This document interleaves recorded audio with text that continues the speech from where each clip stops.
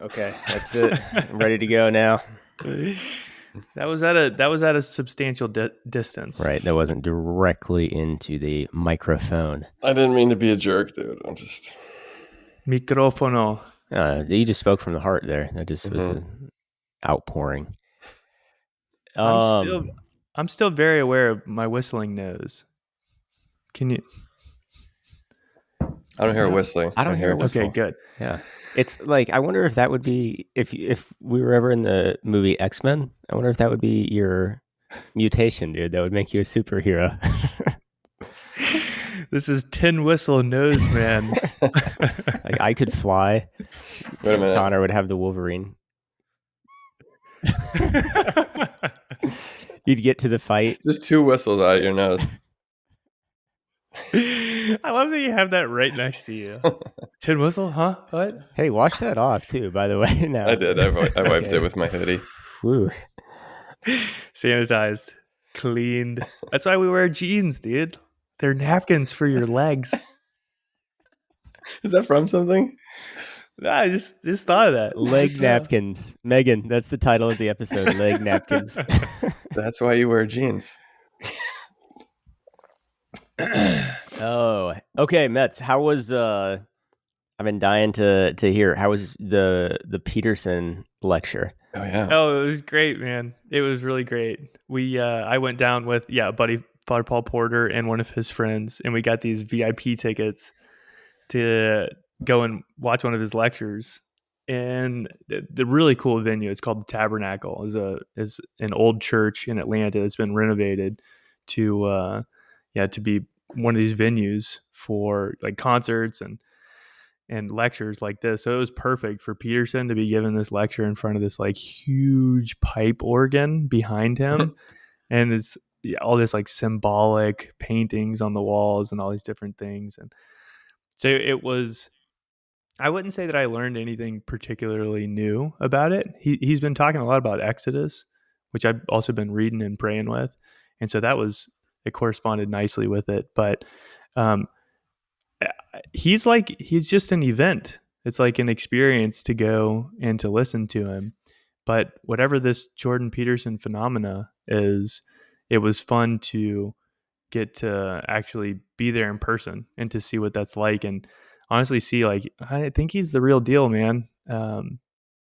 We got to listen to his lecture. He went through Rule 6 of his newest book, Beyond Order, which is, I think it's something like abandon all ideology. And again, he answered that by going through a lot of the book of Exodus, which is a really interesting way to answer that rule and to explain it. And then when the show ended, also his wife Tammy opened for him, and Tammy has been like really sick, and it was just cool to see all these people that you hear about and you get these updates. And I've been praying for Tammy. I know she had a really terminal diagnosis of cancer and somehow survived it. And so, I've been praying for her, and it was cool to see her. And then Jordan, he gave the lecture. And then when the lecture ended, there was a specific group of people. They're the VIPs. So it's not a big deal. It's not a big deal. Don't worry about it. Everybody else left, and the VIPs got to stay around, and we got to do like a meet and greet with him. And did your nose snap whistle? Some photos. Like, does it happen when you get nervous? No, that's it. No, Okay. no, not at all. But you had a Breathe Right strip on, right, when you met him? I had one of those, and like sometimes I get nervous and I can't see really well, and so I was basically dressed like a swimmer. You're sweating, and it's just your shirt is soaked. In sweat. Oh my gosh, it's such a pleasure to meet you. And so I had my Rec Specs on, and I had a Breathe Right nose tape over. Rec Specs. Yes. Yeah. He probably gets that a lot. He gets that a lot. I had some gloves I have hyperhidrosis, so my hands are very sweaty. One germs, dude. That makes sense. Yeah. So I think it went well. He was. I don't know if the word is impressed, but he was definitely interested. I showed up like that.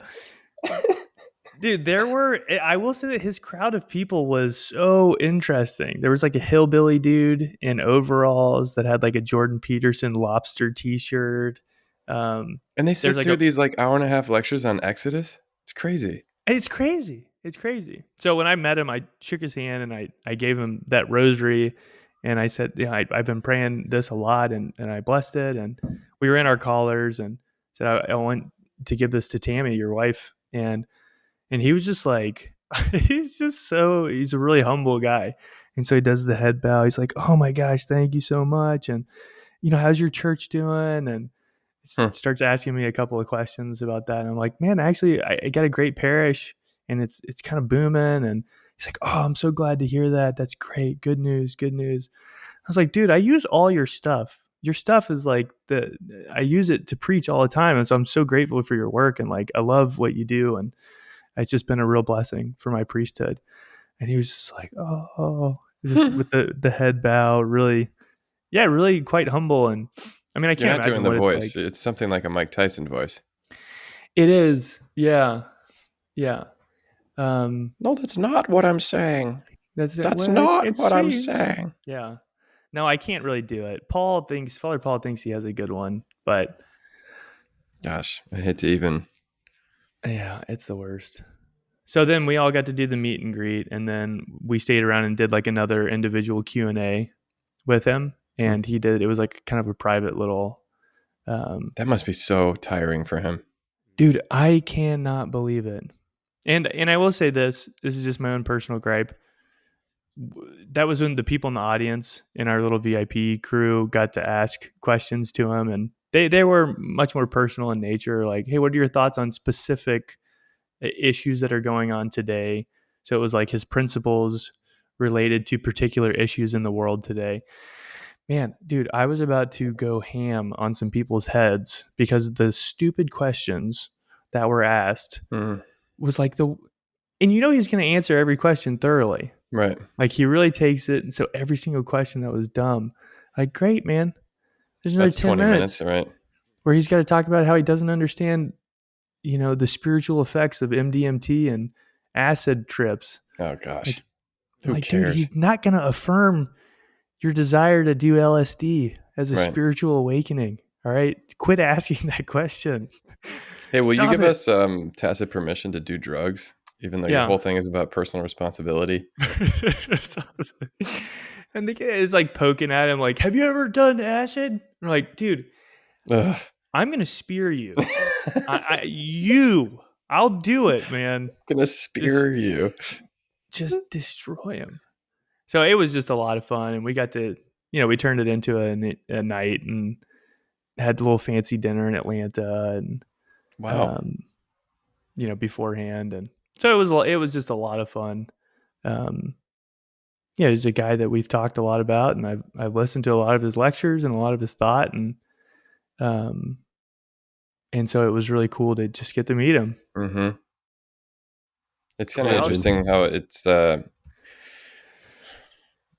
I'm just thinking of someone I know who went from atheist agnostic to like listening to Sam Harris, one of the new atheists, who then talked to Jordan Peterson, who then he started getting really into Jordan Peterson, who then had Bishop Barron on his podcast, who then started like, who is this bishop?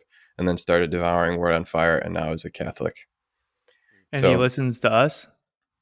he doesn't listen to us, no. Oh man, I thought that was the monkey bar move. Yeah, I thought no. we were coming. Yeah, okay. No, we're like So a whole separate jungle gym. But just seeing like his place in that between Sam Harris and Bishop Barron, like what is that? Because he's not like a Catholic speaker, and who. no, But I'm not also at trying to all. think of like any analog to him in recent history. Like who's a public intellectual, a professor who can fill theaters. It's kind of crazy. Well, they used to say, I mean, some of the debates between like, who is it, Hilaire Belloc and, I'm drawing a blank. He was the famous English atheist that they would debate pretty regularly. What's the guy's name? What era is Hilar Bellic? Well, that's like Chesterton era. Mm, Yeah, they would have been around. Yeah, like turn of the century, 1900s.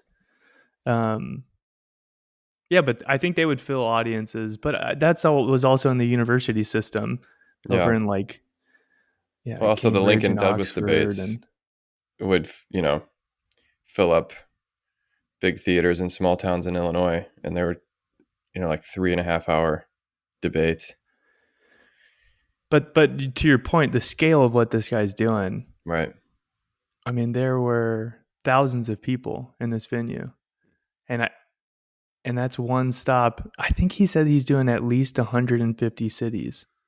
His tour, because he's coming to Peoria in May, Oh, cool. and I mean, it's the amount of these lectures he's doing is insane. And what's cool Yeah. too, I think it seems to me like they're always on a different thing. He doesn't ever he's not going around giving the same talk. It's kind of Right. right, whatever he's thinking about that day. Yeah. No, I'm he curious. seemed. Oh, good. Yeah. And like we can talk more on him generally or that phenomena, but I'm very curious actually that he would, because I have not read Beyond Order. I've read the 12 rules. But just that notion of like, what's rule 6? Like, get rid of ideologies. Yeah, abandon all ideology. Yeah, that's very interesting to think that he would use Exodus as like a framework for that. It's clever. Like, it's very, very good. Um, yeah, When I it just reminds me of something Barron said in a like a homily recently that stuck out to me. But he said something to the effect of like it's very consistent biblically that you have to look at evil. Like you have to. That's one of the like the initial moves to address it is just to simply look at it. Hmm. Would you just And look at it? just look at it. Don't look at it, Miriam. Um, but that's Maureen, stop very looking in the door. That's the Irish guy with the bat.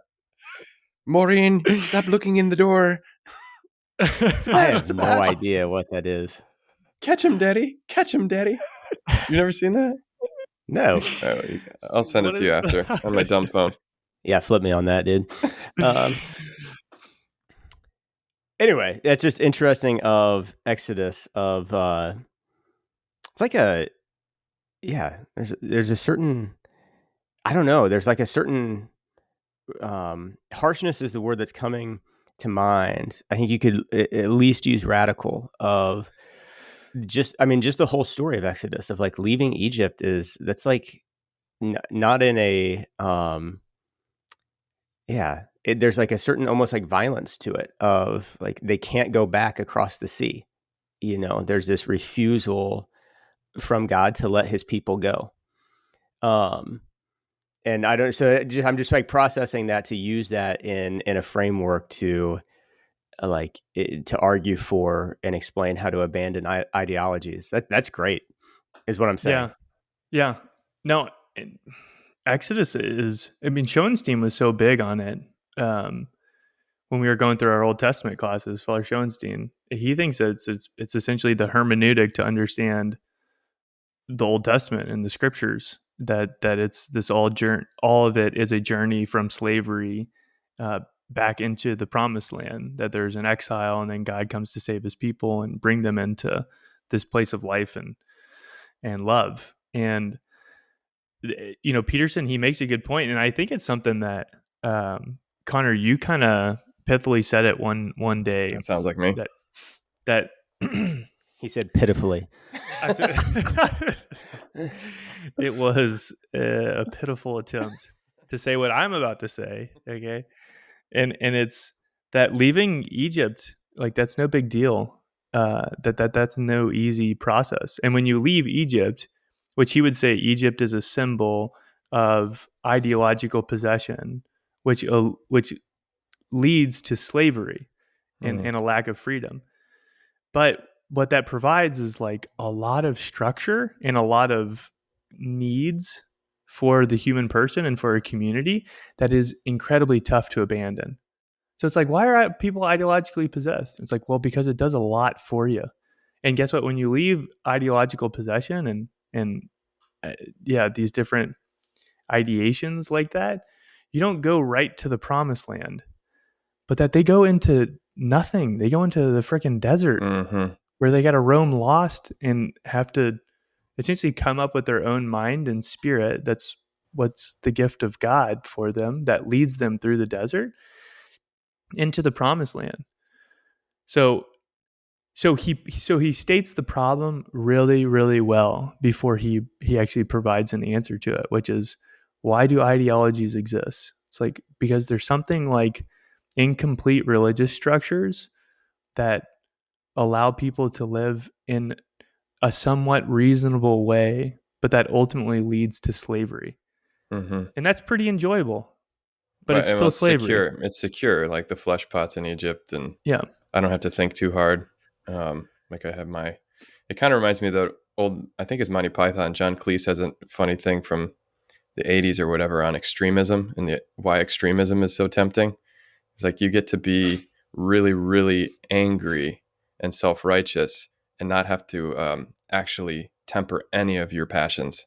You basically just get to be the same like immature person, but then look down your nose at all this huge swath of humanity that's just wicked and stupid. And it doesn't matter which side you're on, because like each side has its own enemies that they don't ever engage with, but are clearly bad people. So yeah, the slavery of ideology. It kind of I'm reading this book right now for a book club called "The Cypresses Believe in God." Um, it's very good. Um, Tom Byrne was the one that recommended it, and I was skeptical because his sales pitch was, oh, it's about this like middle class family in a small town in Spain in the years prior to the Spanish Civil War, and it's just kind of like following their family, which is not particularly exciting. But the writing is really good, and also just the era and like that era of European politics when like Marxism was kind of on the rise and becoming trendy, and all of these um, Mussolini's and Hitler's uh, and what have yous were like just kind of coming into ascendancy. These latent ideologies were kind of like bearing fruit in really um, wow, like kind of wicked ways, and very affected normal people. And Spanish culture was pretty intact. It was like, I think it's still a monarchy, or at least that the monarchs were still around. Maybe like England, they still have them, but they had other structures in place as well. And like certain parts of Spain were declaring independence, which I think still happens. Didn't one of those regions? This is Three Dogs North ignorance, but like the different regions of Spain speak different languages. Catalan, Castilian, Yeah. Basque, and all that stuff. Anyways, this family is like the dad kind of grew up in a poor family that's all kind of anarchists and communists and socialists and stuff. Like they're kind of in the in vogue political climate. Um, and then the mom grew up in Basque country, and she's like super Catholic, not really involved in politics. Um, but as a traditionalist, she goes to mass every day, or her dream is for one of her sons to be a priest. And actually both of them go to seminary at different times, and that's kind of an interesting story too, like the Spanish seminary in the 30s. But the one older son, he leaves the seminary, comes back, and he's like very interested in this whole world of like all these political meetings and these, you got the socialists, you've got the traditionalists, you've got the Democrats and the Republicans and whatnot. And his cousin, who's a couple years older, comes into town, and his cousin is from Madrid, and is he's an anarchist, and he was part of like the church burnings in Madrid. He actually um, talks about how like he was in there, like he shot one of the saint statues when he ran in, and like threw a Molotov cocktail and burned this church down in Madrid. And here he is like staying with his family, and the mom is super Catholic, and the dad, because of her, kind of goes to mass, even though he's from this kind of atheist background. And all of the like complicated different ideologies, so to speak, but all within the milieu of just like Spanish culture. And like nobody's really killing each other yet. There's not a civil war yet, although you kind of know that that's coming. And the kid comes into town, And Ignacio, the 17-year-old, the son, who had been to seminary, goes to mass. Now he works at a bank with all these different people, kind of a rough crowd. His cousin, who's 19, comes into town. He goes like, "So let's go out. Let's go out in the town. Like, how's the livestock in this town?" And he's talking about women and just like so, just like immature and consumed by his passions. But he's also like very politically self-righteous and sure of himself. And um, he goes to the meeting of the anarchists in this small town, and he's like sickened by how silly they are and how they have no like experience with real riots and protests and all this stuff. And he's just pontificating about how the church keeps people slaves, basically. And this is like this is one paragraph where the kid kind of realizes like, no, you're a slave, basically. Hmm. Like, you come into this town, and he loves this town. This kid's grown up in this town. Part of what he didn't like about seminary was that he missed all the people and his family. And so he's like wrestling with all these ideologies and hearing the different opinions, and he's interested and he wants to be a part of it. But he realizes like, you're all about freedom, but you can't enjoy the city because you're just looking at the women like livestock. Like, oh, these women aren't attractive enough, or you know. Whereas his brother is off in the seminary, like cleaning toilets, and he's happy. And he would, this kid would look down his nose like, oh, he's a slave to the church or these monsignors or whatever. And it all reminds me of, what you're talking about with Peterson, but also Giussani in religious sense. He talks about how ideology and prejudice is just like this shortcut to engaging with life. You don't have to actually let reality impress itself upon you, because you can come at reality with like predetermined categories, and like anything that doesn't fit it, you just ignore, and everything that does fit it just bolsters you more, and you're more and more sure of yourself. And like you're saying with the desert, it's really hard to let all that go and just be like truly open to another person, to reality, to the way things actually are, instead of coming at reality all the time with this framework, this picture of how it actually is, before you let it show itself to you. And that, to me, like that kid coming into town, sure of his anarchism, but really just an immature teenager who can't see women as people. That's like iconic of that. You are a slave, and you are looking down your nose at everybody else because you think they're slaves. Right. That's all I have to say about that.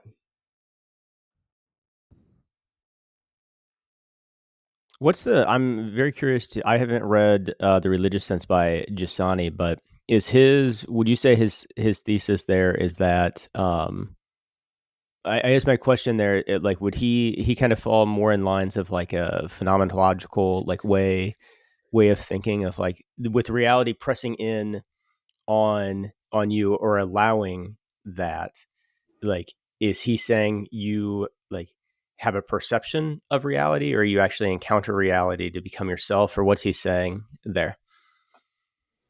I don't know if he would be a phenomenologist. No, he's definitely not that. He's definitely not that. But his main thing is arguing for the reasonableness of faith. Okay. From the perspective of sort of like after modernity has dissolved all certainty and said, religious truth, spiritual truth it's all personal opinion. It's kind of like Newman against liberalism in the classical sense in religion, where it's just like all of it's a matter of private judgment, personal opinion, that there's an objectiveness to reality, and yet like we have to assent to it. You have to let it into your heart, into your mind, without just automatically thinking like, oh, all religious people are stupid, therefore I don't have to take it seriously. And vice versa. If you're religious, you can't just say like, oh yeah, I do my works of piety, I'm going to heaven, everybody else is going to hell. Like not actually engaging with people's real experiences is cutting you off from the fullness of life, which is what Christianity is all about. Yeah, and maybe if I can add that, and if we have any CL listeners, they're so attentive to what Giussani teaches and to what CL professes. Like they're really nuanced of how Mhm. they think about it. At least all my CL buddies, and they also don't like being categorized. So I'm Mhm. sure this whole discussion of trying to categorize Giussani's thesis and thought Mhm. will be heart wrenching I think for you him just have to say human person and experience a lot. and experience. Yeah. Yep, Shout absolutely. out to all of our favorite CL priests, though. Yeah, yeah. You know who We you actually, are. yeah. We've had some awesome emails from them. But I would say that they do have um, like a pedagogy where their mode of coming to a conclusion and how they analyze experience is maybe within the same spirit of phenomenology, where they don't come at a thing scientifically to analyze it and to break it down, but they actually allow the experience of life to reveal itself to them. And I know one of Giussani's big points is, if you're honest to your human experience, it's undeniable that there is some sort of a religious sense that's present within the human person, and which is also individually true, but it's also universally true. If you look throughout history and also look at the universal human experience, that there is something like the religious sense. And so it's not fair to be objective about what it means to be a human person and to silo that. Like, this is just for weird religious people.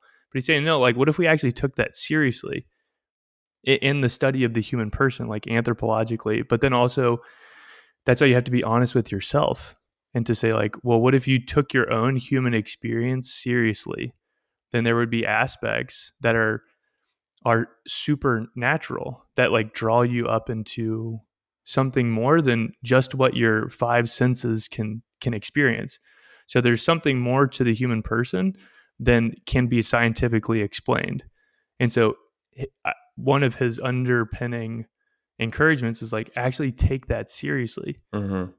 because that's not something that has been mapped onto the human person, but that's something that the human person senses, that we're not creating that, but that just taking reality as it is, there's like an undeniable component that is this religious sense there. And so I that seems like his big urging. Like, well, no, if you actually do take that seriously, then there's something to investigate there. Hmm. That's very pitifully said. We used a lot of big words today. I'm exhausted from all these big words. This is hard. Phenomenological. Phenomenologic. I do think that like taking your own heart seriously is that's part of it. Yeah.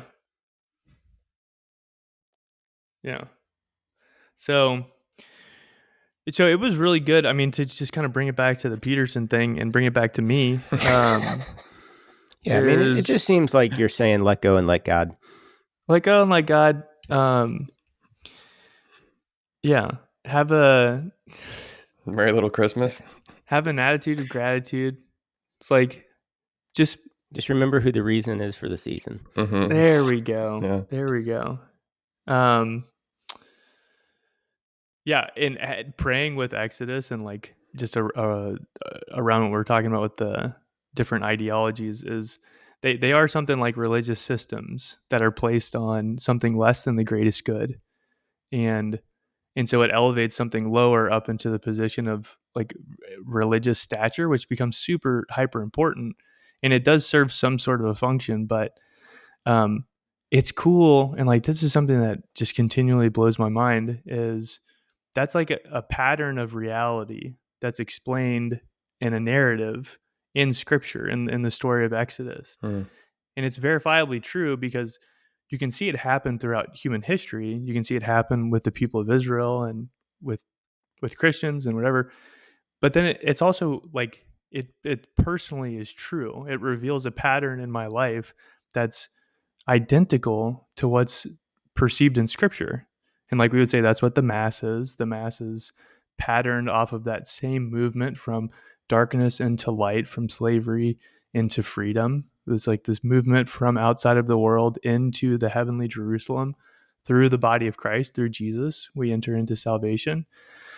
But then all the nuances of scripture, of like the story of Exodus, where, and I felt this particularly this, I guess, last 45 days or so and entering into Lent. It's like, no, I'm going to live in freedom. And then I have this little Pharaoh in me who's like, yeah. No, you're not. No. I come back and like, no, now we're going to do it. It's like, yeah. No, we're not.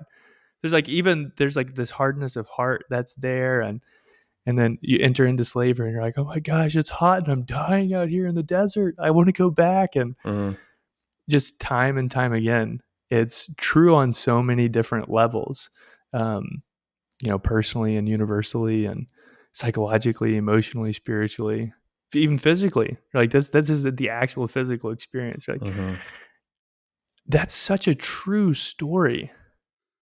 And so it was a cool lens to have been praying with Exodus and then to hear a lecture, which is, he would say, is not a metaphysical religious lecture, but it's a psychological perspective on those things.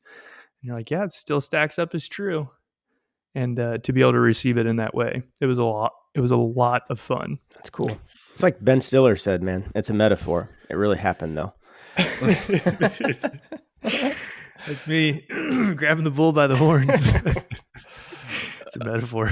I know we got to get going here, but the other thing it makes me think of something a seminarian said when I was teaching a couple weeks ago about how Jesus pierces hearts with his words, which is one of the reasons why they killed him. Because you got ideologues all over the place in the time of Jesus. I was thinking when you were talking about Exodus, this universal human experience of having to let go of our perceptions of things, our conclusions, and let ourselves be actually formed out in the desert in the reality of things, which is our total dependence on God, and that he loves us and he can be trusted. And we can let go of these security blankets of our own opinions and of people and of ourselves and of the world and stuff, and just like listen to his voice. You got the Pharisees, the Sadducees, the Zealots, the whatevers, who all can't abide Christ. They can't listen to him and let him pierce their hearts because they know it'll cost them. They got to leave their nets, leave their tax posts, whatever, to go live in reality naked, without any of that armor on, which is a very vulnerable place. Whereas, say, the woman at the well, here he is, and totally pierces her heart, and she's just ready to receive it. Now she does question, like, well, they say, our people say we should worship on this mountain, your people say this, and gets into like the whole Jewish Samaritan debate. And Jesus just speaks right through it to her heart, to the place where she is like made an idol, where she's gone astray into slavery. He's like, I want to give you freedom, implicitly, in a language she can hear. And she's just like, okay, you're the Son of God. You're the Messiah. Her heart is soft enough to hear it as good news. And to me, that seems like a framework to understanding our relationship with Christ. Is like, yeah, we all have this hardness of heart, this little Pharaoh in us, but if we let him, he will speak right into it. And it's not something we have to do. Like, Christianity is not another ideology that we just need to figure it out and do the right one. It's like you said, just abandoning it completely and letting ourselves be shown reality, because reality is actually better. It seems scary, but I think it's better. Me too. I do got to go. All right. También. Good to see you guys. Bye.